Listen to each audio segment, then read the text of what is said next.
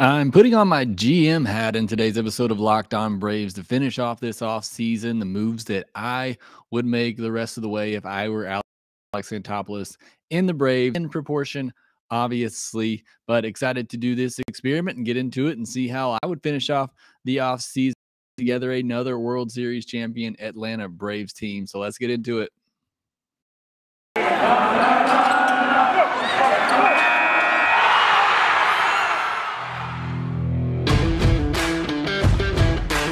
Hey, this is Stacey Gotsoulias, DC Lundberg, Ryan Finkelstein, Taylor Blake Ward, host of Locked On Yankees, Locked On Mariners, Locked On Mets, Locked On Angels, and you're listening to Locked On Braves. Locked On Braves, Locked On Braves, part of the Locked On Podcast Network.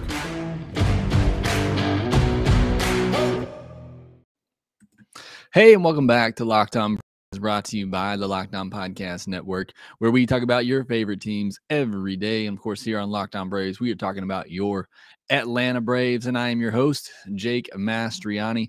You can follow me on Twitter at ShortstopBall. Check out my bio there to see everywhere I am covering the game of baseball. I cover college baseball, cover prospects at Prospects 1500, and of course, I cover the Atlanta Braves over at TomahawkTake.com. Also, please make sure you follow the podcast on Twitter at LockedOn_Braves. Send me in any questions you have that you'd like to hear answered on the podcast. Send me your feedback, comments, ideas, topics for the podcast. Still in this lockout, so looking for plenty of good topics to talk about, especially going into the new year. So please make sure you're following us on Twitter at LockedOn_Braves to make this an interactive podcast with you, the listener. Also, make sure you subscribe to us on YouTube. Appreciate all the support there as well. And thanks for making Locked On Braves your first listen each and every day. Right now we are posting episodes 3 days a week, Monday, Wednesday, and Friday for the next couple of weeks here until we get back into February and get into pitchers and catchers reporting, which will hopefully happen on time. But on to today's episode of Locked On Braves, I'm going to be putting on my GM hat. If I were a GM, I'd wear it backwards like this, do it Ken Griffey Jr. style. I'm really excited, by the way, of that Ken Griffey Jr. special they got coming out on MLB Network. That should be a lot of fun. But I'm putting on my GM hat today. How would I finish off the offseason if I were the Atlanta Braves GM? And trying to do this within reason, without blowing the top off. We're not signing Carlos Correa and a bunch of other just big name players that are out there. Trevor Story, whoever. We're going to try to keep it within reason. What would I do if I were the Atlanta Braves? And I obviously don't know what the budget constraints are, but try to keep it within reason. So excited to do this. I typically do this in written form every year over at TomahawkTake.com, and I probably will still do that. So if you want to check that out in written form, you can go to TomahawkTake.com. We'll probably have that up in the next week or so. But that's what we're going to talk about on this podcast. What moves would I make the rest of the way to try to put together a finished product, a winning team going into the season? Something to note about that is I don't think Alex Anthopoulos has finished off an offseason in his time with the Atlanta Braves. Obviously, when he came over, they weren't exactly expected to win, even though they did. And then, really in the off seasons, a couple of off seasons ago, and really this past off season, I thought he didn't do enough in the off season to prep the bullpen to give some strength to the bullpen going into the season. And the past year, especially, one of my major concerns was the bench. And, that certainly was a concern, even though you got big hits from Pablo Sandoval and Adrianza early in the year. The bench and the depth wasn't there, particularly in the outfield. We saw what happened. I mean, you couldn't predict losing, Acuna and then losing Ozuna and then Pache, getting injured and then, not really working out. So, but there wasn't depth there in the outfield to replace those guys. So, I'm looking at an off season, if I'm a GM, and I'm sure all GMs will do this. I'm sure Alex is trying to do this. He also knows that it's a lot easier to fix bullpen and the bench during the season. You can do that. So I understand that mentality, but me as a GM, if I'm capable, if I'm able, I'm going to try to put together a complete team going into the season. especially this division is going to be competitive. The Mets are going to be good. Phillies are going to be good. The Marlins are up and coming. You can't give away games early in the season because you didn't do all that you needed to do in the offseason. That's what concerned me the most in 2021. Early in the year, they were losing those games where, they had made some moves in the bullpen to try to strengthen it, or made some moves in the bench and got some more depth. They could have won some of those games early and not put themselves in such a hole. So, I'd like to see Alex do that, put together a complete team, all 26 guys. That's what I'm going to try to do on today's podcast. And these first two moves I'm going to mention, I've already talked about several times, and they're pretty obvious one. Obviously, the number one move, and I talked about this, once the lockout ends, these are the first two things that need to happen if you're Alex Anthopoulos, in whatever order you want it to happen or it needs to go down. But number one, sign Freddie Freeman, bring him back. It's the most obvious checklist, whatever needs to get done. That has to happen. You got to sign Freddie Freeman. I would do it for 6,165, 6,160. I'd maybe go as high 6,170. That's probably as high as I'd be willing to go. But again, we're talking Freddie Freeman here. I would probably go a little bit higher even if I had to get it done. But I'm thinking 6 for 160, 165 would get it done. I would be okay doing that as the GM. So soon as the lockout ends, make that offer, get it done, get your first baseman back, your number 2, 3-hole hitter, wherever you want to put him, your middle of the order hitter, your big bat, your MVP, get him back in your lineup. So that's got to be priority number 1 or priority number 2. Again, whichever way you want to put it, because the other one is get rid of Marcell Ozuna. And I understand not everybody's going to agree with this, but I've been dead set on that for a while now, ever since the assault situation went down. He can never put on a Braves uniform again. And that doesn't mean the guy doesn't deserve a second chance. I don't think he deserves a second chance in baseball, but he's going to get it, and that's fine. But it just can't be in an Atlanta Braves uniform. I think Alex has to do whatever he can, get as creative as he can to try to move Marcell Ozuna and save as much money as possible. Even if it's 10, 15 million, whatever it is, he's got to try to move that Marcell Ozuna contract, get him off the team. I can't see him coming back to the clubhouse after what happened last year. And it really, I think, affected this team in a major way. And I think, what he brought in the clubhouse to the team, I mean, he was the animated guy. He was the energy guy in the clubhouse, in the dugout. And when that left, I feel like this team just completely folded and fell apart. And, I don't know how he'd be welcomed back in that clubhouse now after how he essentially, left them hanging, made the decision that he made and left his team hanging last year. So I just don't think he needs to be back in the clubhouse. I think he has to be gone. I think that's going to be, if not the biggest priority. Again, I think I'd probably still rank Freddie as the biggest priority after the lockout, but this is probably going to be where Alex spends the majority of his time, is trying to figure out what to do with Marcell Ozuna, how to get rid of him and save as much money as you can, because the Braves are going to have to eat a lot of money here. And it's just, can they do something without having to eat all of that contract? Because I just don't see him coming back as a Brave. So again, I'm GM. Those are the first two things I'm doing. I'm locking up Freddie Freeman, 6 years, $165 million, and I'm getting rid of Marcell Ozuna any way I can, even if I'm only saving, 5, 10, 15 million, whatever it may be. Those are the two things that I'm doing as soon as possible whenever the lockout ends. I got some other moves I want to talk about, things that I would do in the offseason to build this complete team, this World Series defending champion team. This holiday season, grab the protein bar that tastes like a candy bar, or even better than a candy bar. That is Built Bar, filled with so much holiday goodness, rich with decadent flavor, covered in chocolate, but amazingly low in calories, sugar, net carbs, and fat, and high in protein. You get the best of both worlds, delicious and healthy. You got so many flavors, you'll have a hard time choosing. Will you go with raspberry or mint brownie, cherry or double chocolate, cookies and cream, or peanut butter brownie?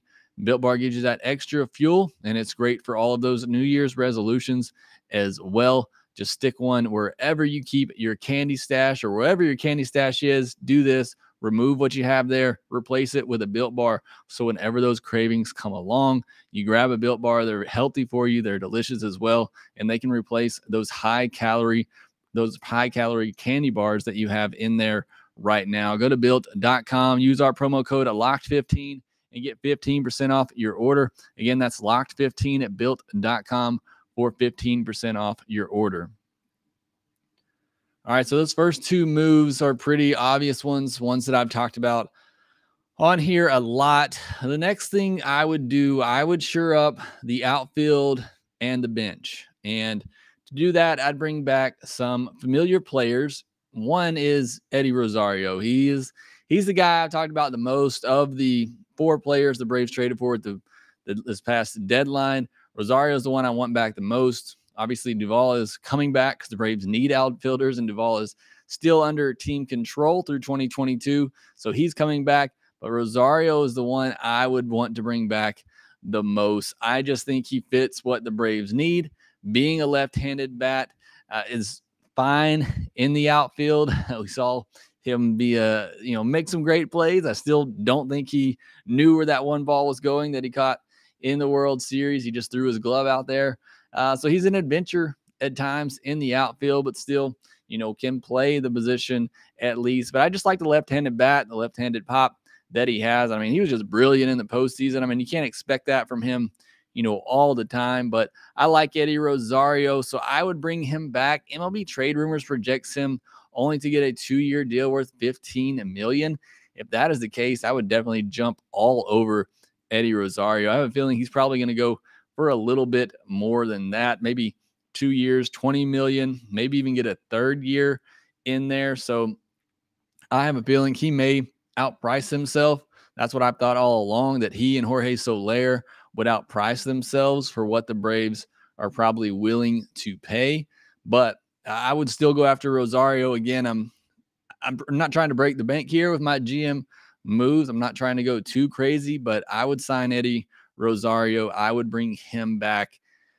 I would also bring back Jock Peterson. Now, again, I would prefer Jorge Soler, but I think he has outpriced himself. I think you could probably only get one of Soler or Rosario, and I like Rosario's left-handed bat more. The Braves need some more left-handed pop in the lineup, so that's why I would favor Rosario over Soler in that situation, but I would love to have Soler as well. I just think, especially if the DH comes into both leagues, I think Soler is going to outprice himself for what the Braves would be willing to pay. So as a fallback option, I'd go with Jock Peterson.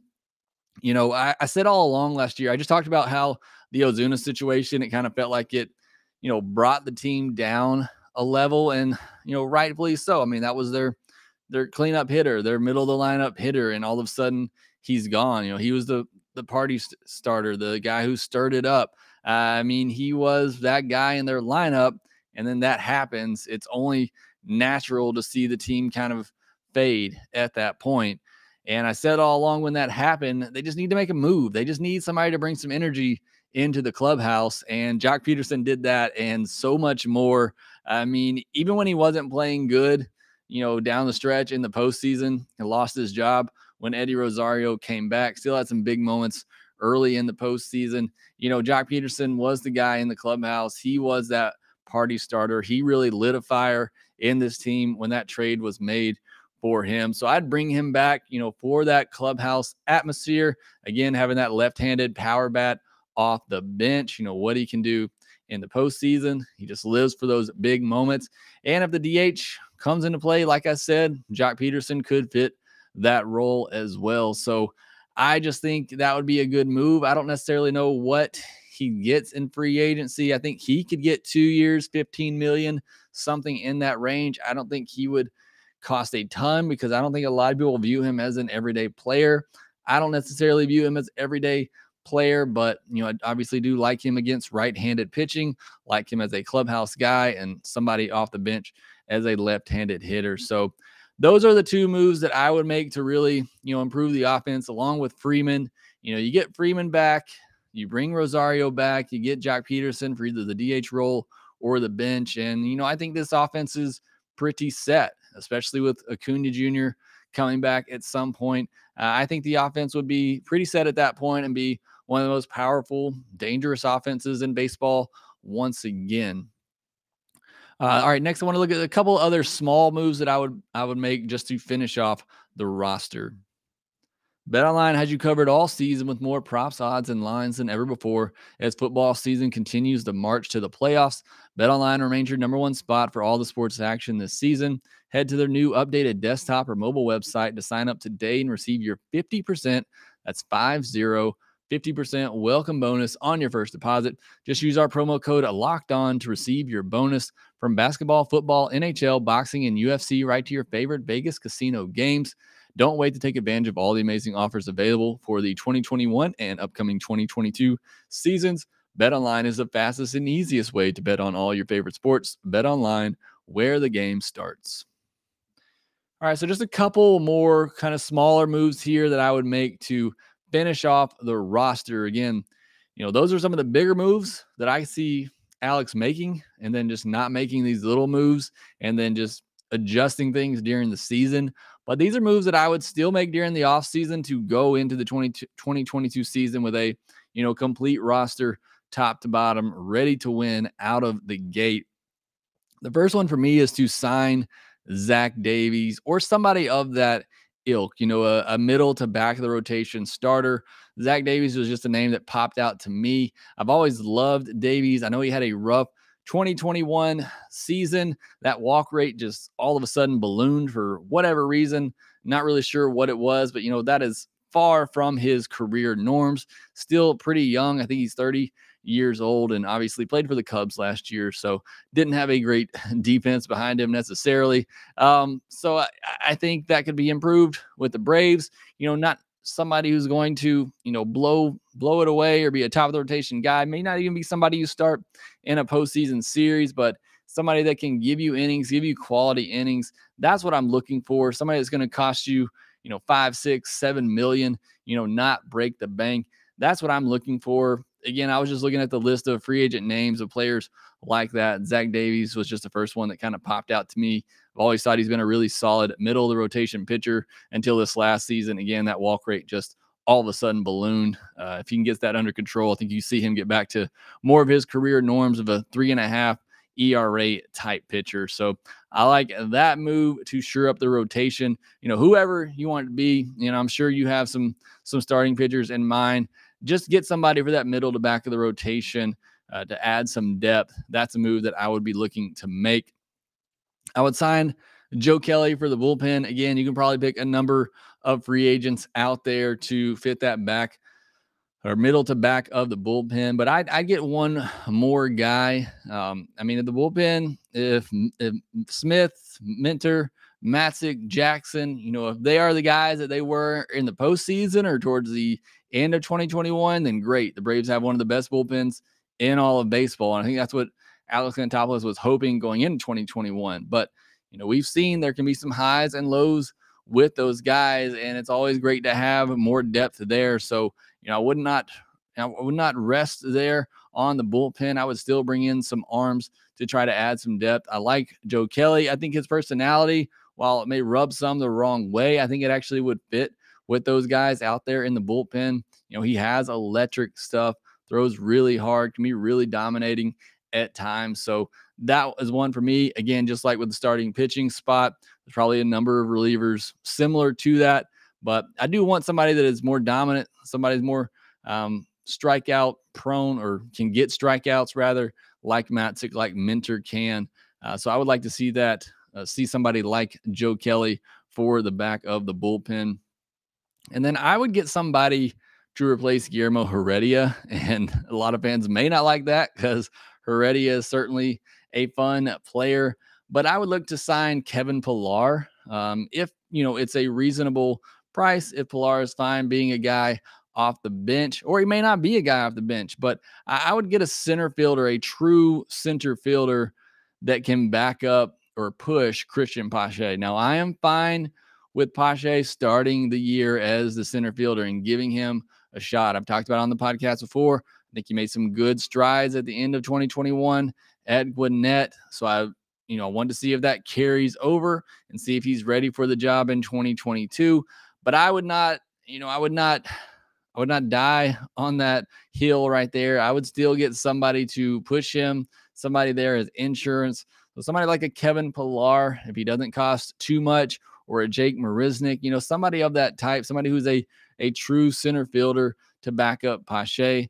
I would ask about Ramon Laureano from the A's in a trade, but I have a feeling that asking price is probably going to be too high right now. The A's don't move him in the offseason. I think that's definitely a name you'll hear at the trade deadline. So, if center field situation is a somewhat of a mess for the Braves in the first half of the season, I can definitely see that being where Alex tries to upgrade at the trade deadline, getting a center fielder. But, I'm fine with Pache starting 2022 as the center fielder, but I would get somebody else behind him, get an upgrade from Heredia as somebody who is a true center fielder to back him up.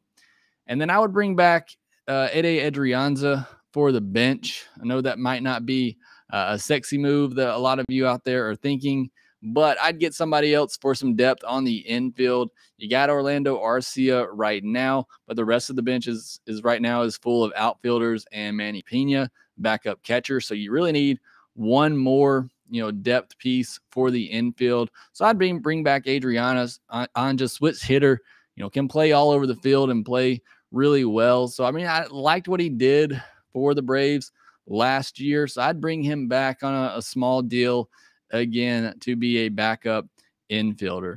So those are the moves I would make if I was the Braves GM, again, within reason. We're not blowing the budget. We're not having a $250 million budget here. So keeping things within reason, those are the moves that I would make the rest of the offseason. I'd sign Freddie Freeman. I'd find a way to get rid of Marcell Ozuna. I'd sign Eddie Rosario, Jock Peterson, Zach Davies, Joe Kelly, Kevin Pillar, and Adrianza. And that right there may even be too much. It's really not out of Freddie. You're not spending more than, $15 million a year on any of these guys, but it's still maybe too much for what the Braves are willing to spend. But I think it's within reason. I think the Braves could do it, but that's what I would do if I were the GM and had the money and the resources. Trades are hard to talk about. I'm sure there's some trades out there that could be made, but trades are just, when you're living in a fantasy world like this, it can get crazy when trades get involved. So I didn't want to really discuss or talk about any trades here, but these are just free agents that I would sign if I had the ability and I was the Braves GM. But that will do it for this episode of Locked On Braves. Be sure to follow me on Twitter at shortstopball and the podcast at LockedOn_Braves. Let me know what you think about these moves here. What would you do if you were the Braves GM? What moves would you make to finish off this off season? Also, make sure that you rate, review, and subscribe to the Locked On Braves podcast, wherever it is you listen to your podcast, and we will talk to you next time.